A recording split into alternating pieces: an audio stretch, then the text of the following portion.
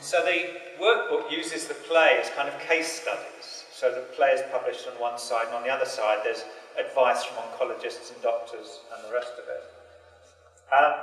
This began to get international interest, and the pharmaceutical company funded performances of the play across Europe, the World Cancer Congress in Geneva, performances in Berlin and Amsterdam, and then it was presented as a celebration for the National Council of Palliative Care in London.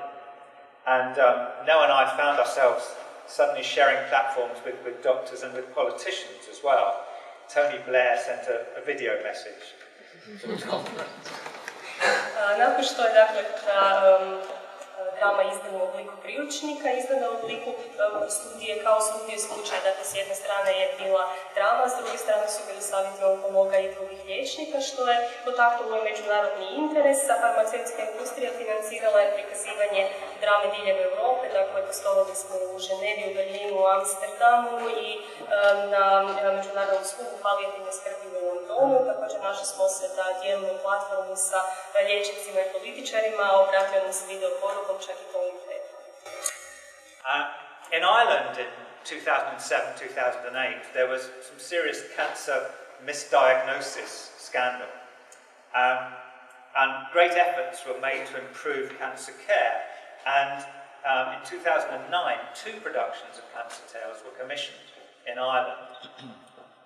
One toured venues in major cities, but the other one was very interesting because I was invited by a hospice to go over there and direct their staff in a production of Cancer Tales to go on in a theatre in that town.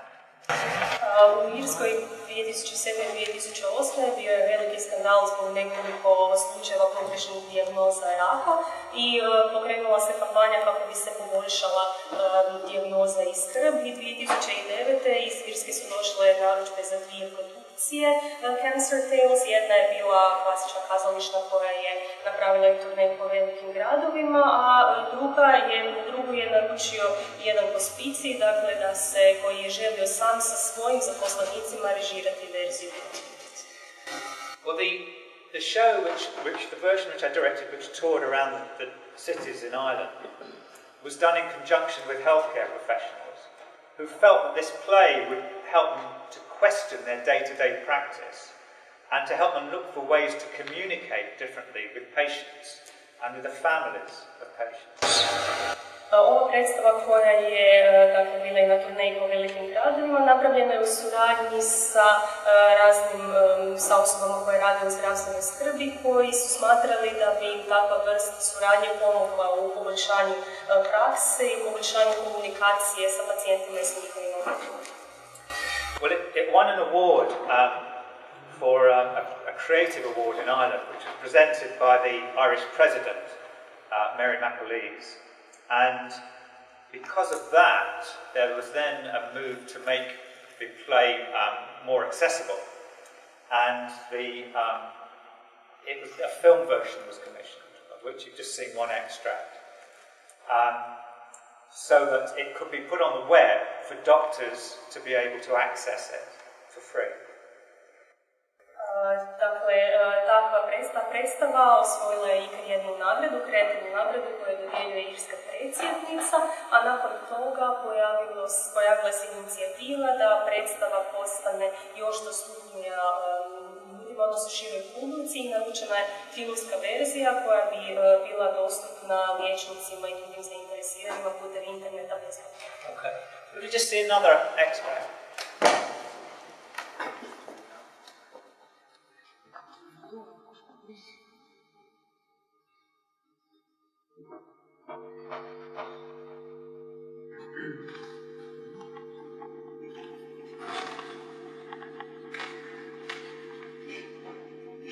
When I met Marilyn, I had 3 lovers on the go.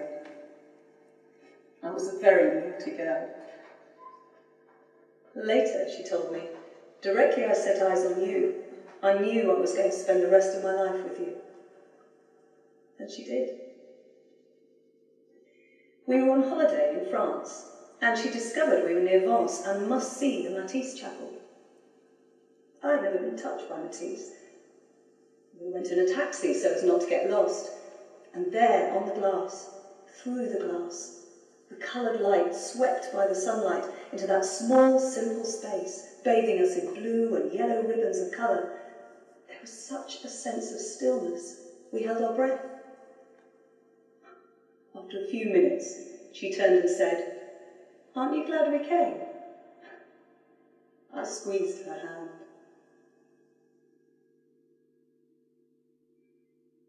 In the hospital, she made me her next of kin. She wanted me to be treated with the same respect as a husband or wife.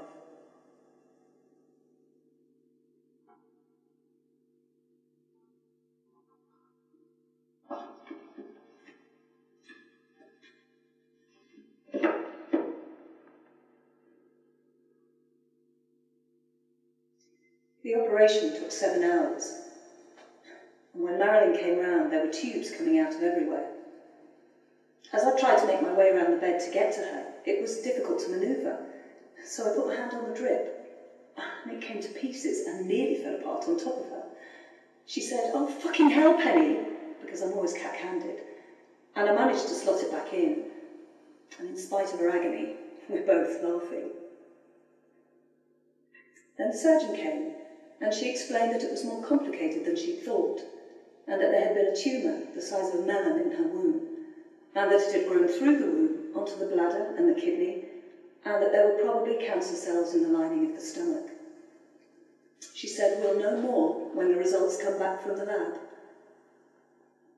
After she left, Marilyn said, "I know it's very serious, Pen, and it's you and me."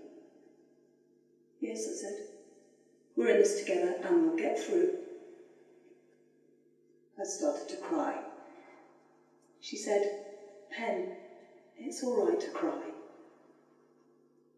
And I leant across the bed, and we put our arms around each other, and she faced up to it straight away. She was the strong one. Okay, thank you. "But you're my tower of strength," she said.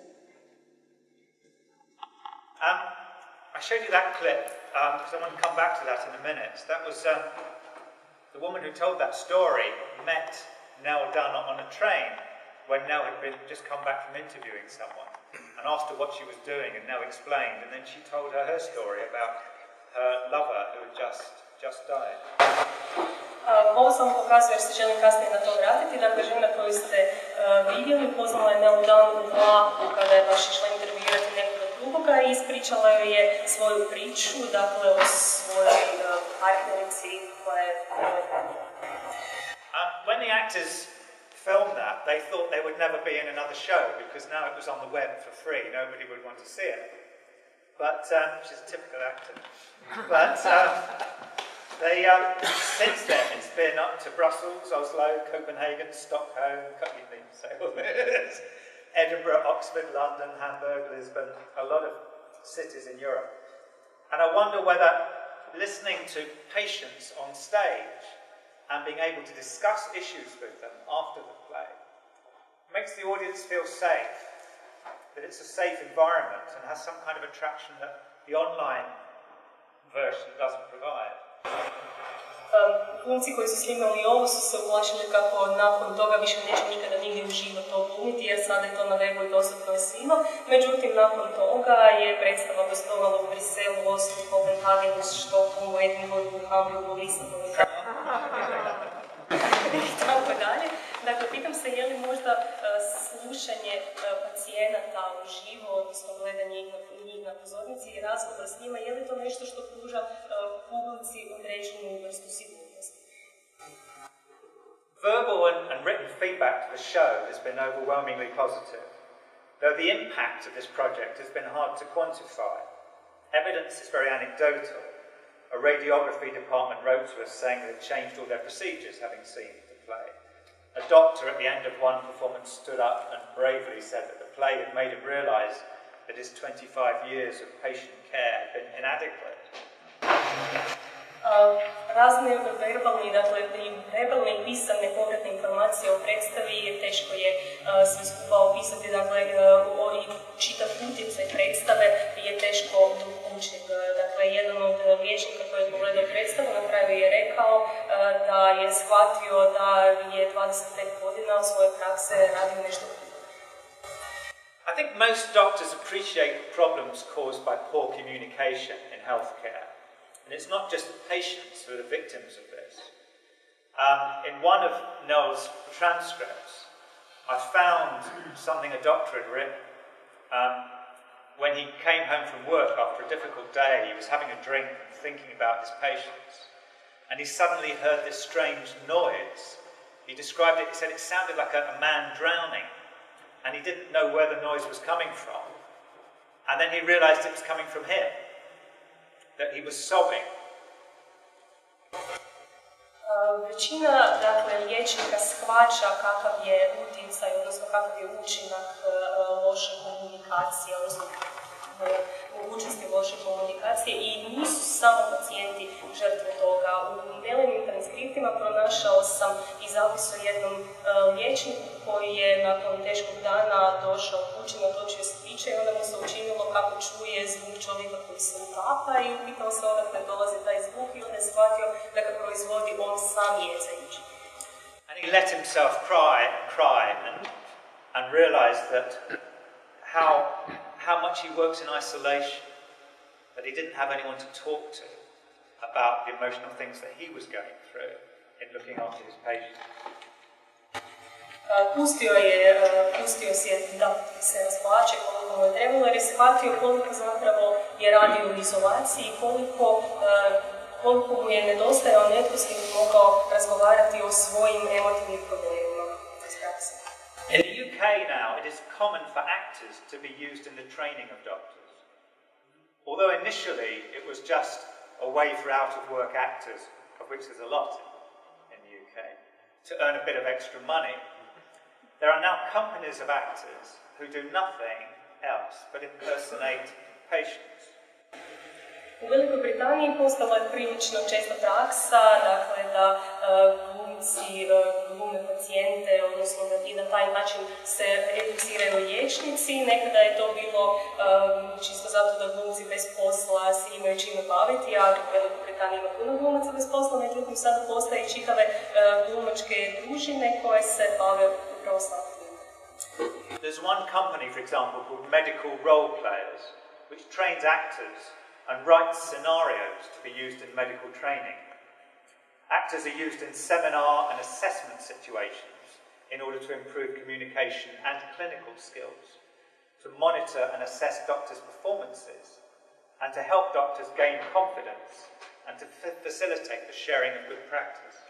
Postoji jedna glumačka družina u Velikoj Britaniji, Medical Role Players, koji se isključivo bave pisanjem scenarija i simuliranjem situacija, dakle gdje glumci glume pacijente i na taj način pomažu liječnicima da poboljšaju svoje kliničke vještine i komunikaciju s pacijentima.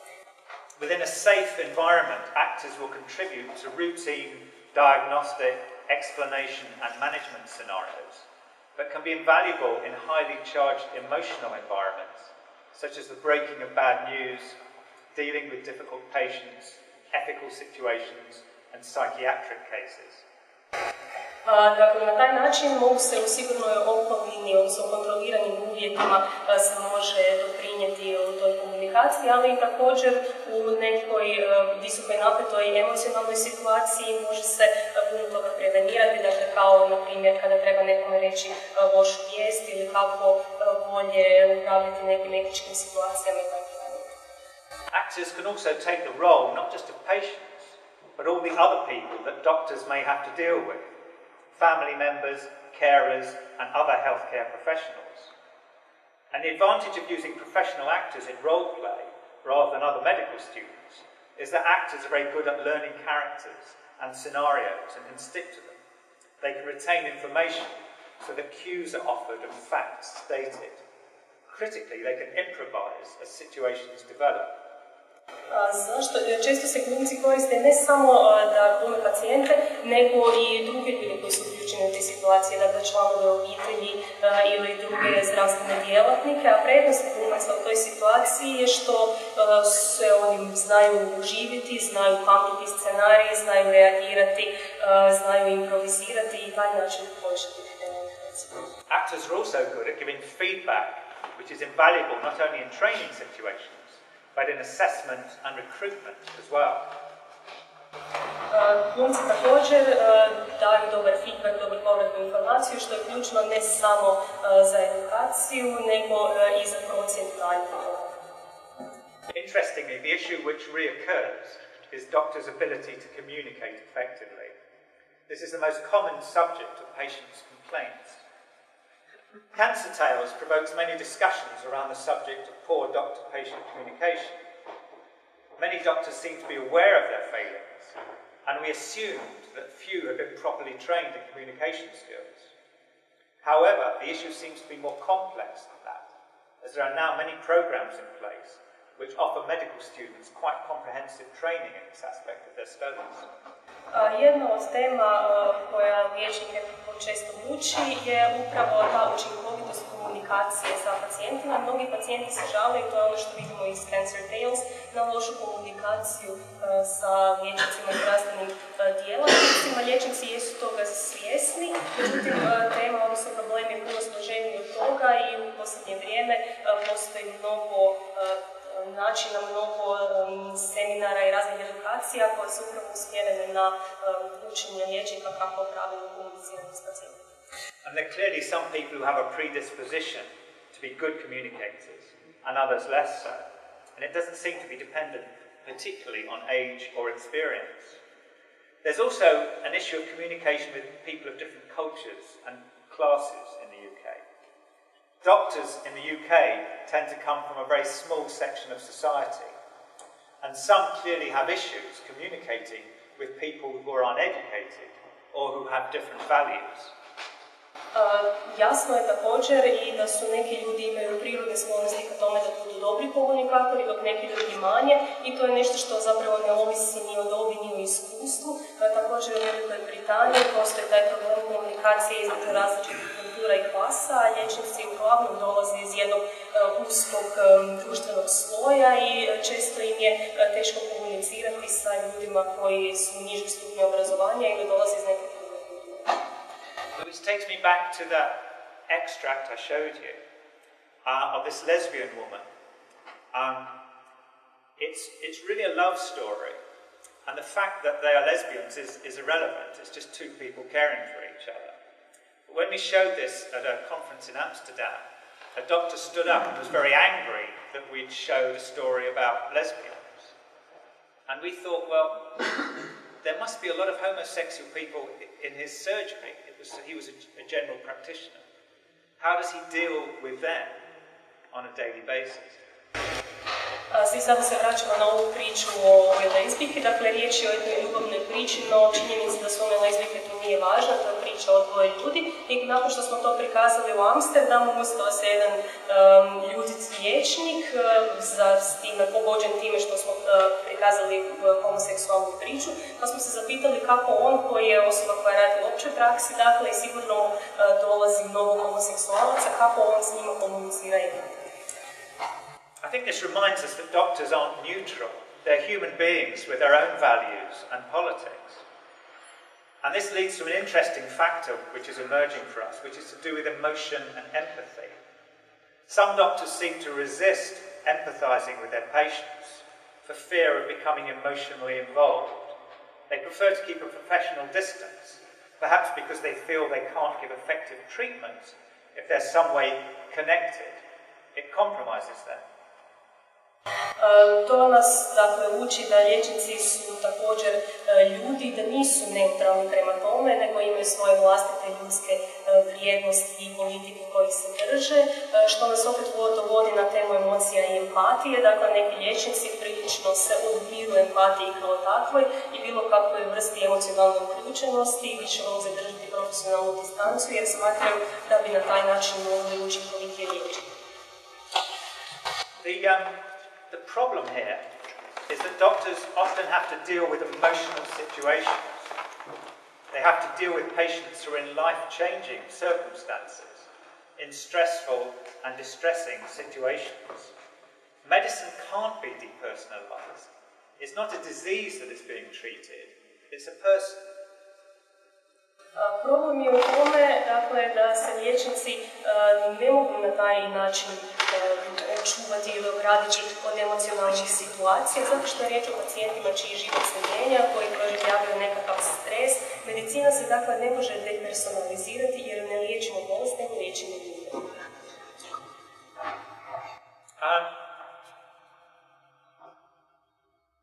Doctors at the end of the performance are often invited to ask questions about the play or make their comments, and they often tell their own stories.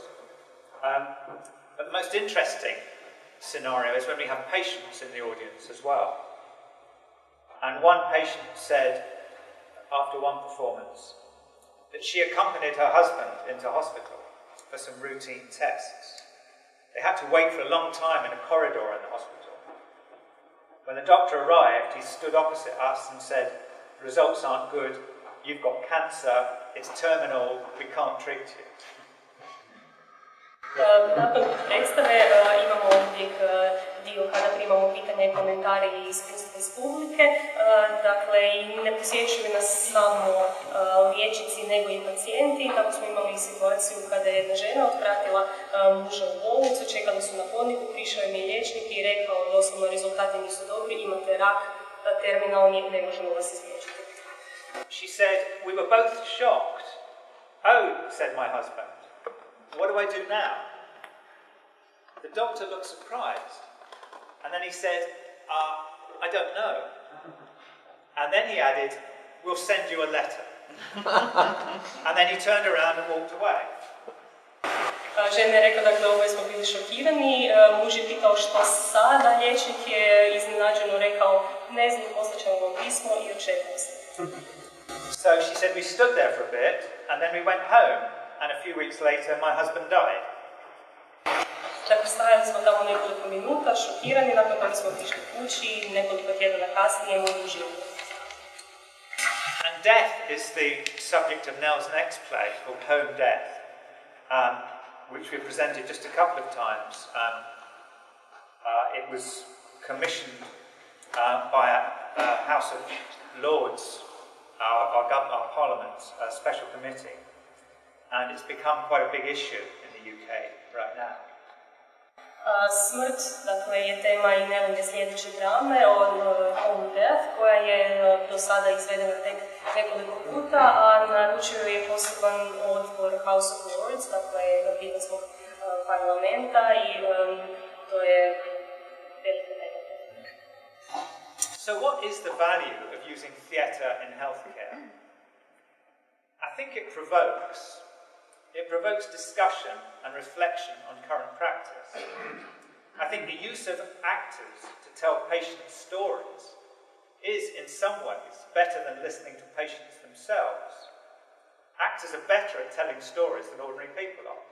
It's what they do for a living. Healthcare professionals are in a much safer environment responding to actors. They don't need to worry about hurting people's feelings. There's no embarrassment. They can be more objective because the context within which they're operating is fictionalized. Što je dakle prednost korištenja kazališta u ovakve svrhe? Dakle, osim toga što se izaziva rasprava, potiče rasprava i razmišljanja o nekim temama, glumci su bolji u predstavljanju takvih situacija, bolje pričaju, bolje prepričavaju situacije, to je nešto na kraju krajeva od čega oni žive i na taj način i liječnici mogu bolje, odnosno možda spontanije i slobodnije reagirati. Dakle, nema neugode, mogu biti objektivniji, mogu... This notion of true stories being fictionalized is interesting. And it was the subject of a public argument I had with a notable TV documentary maker who argued it was better to listen to real patients. But I would argue that despite the play being verbatim, real people telling stories in their own words, it is not only mediated by the writer, the actors and the audience, but also by the person who told the stories in the first place. We select the truth when telling stories about ourselves. Iako je riječ ovdje o stvarnim pričama, dakle to je bila tema jedne rasprave koju sam imao u jednom medijskom okruženju, dakle, je li bolje da glumci ili da stvarne osobe pričaju svoje priče. Dakle, unatoč tome što je predstava dokumentarne prirode, smatram da je bolje ovako, zato što pisac i glumci i publika na neki način ipak posreduju za tu osobu koja je pogođena nešto. So, selecting truth in telling stories about ourselves, obviously we leave out things we don't want other people to know, but we also select out inconsistencies and details which obscure the main narrative. The writer then responds to the stories through her frame of reference, edits and shapes them for dramatic purposes. Actors and director make further changes, create emphasis, interpret characters, etc. And finally, of course, the audience edit what they hear and see. The result is a piece of fiction.